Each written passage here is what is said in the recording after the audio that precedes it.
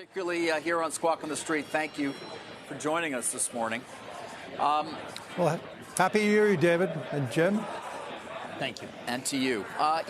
Speaking of the new year, I was looking at your sort of memo to colleagues where you talk about the current operating environment being unlike anything we've seen in decades.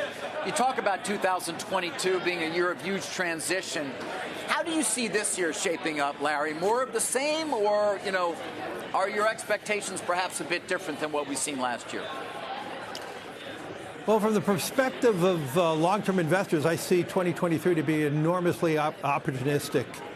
Actually, maybe the hardest years for investing for the long term were the last few years because of negative interest rates.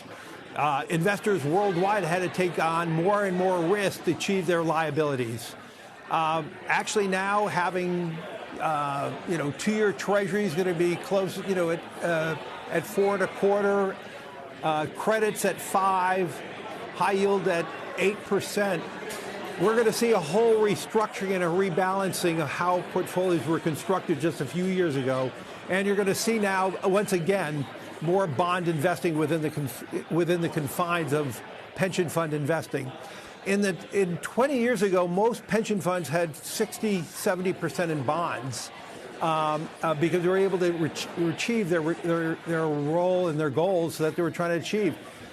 By 2018, they could not own bonds. They had to put on more and more illiquidity.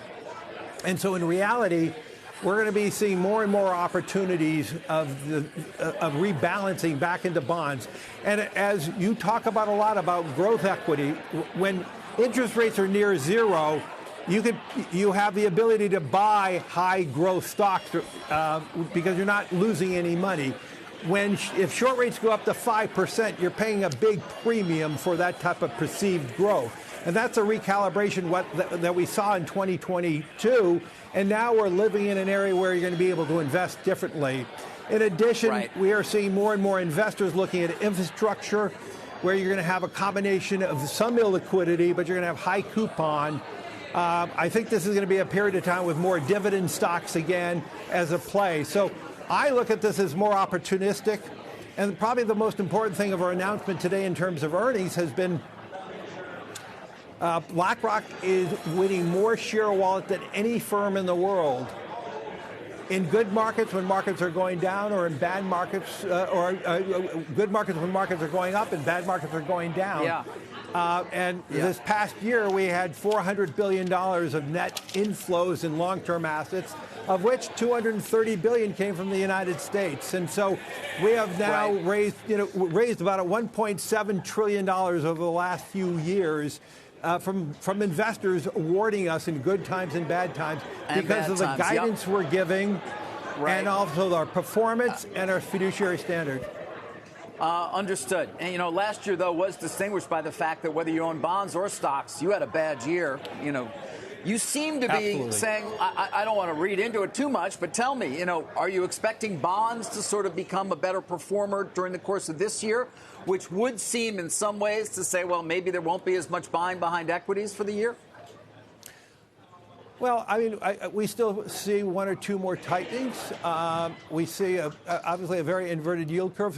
So the market is saying, I'll buy coupon here. I'll buy it.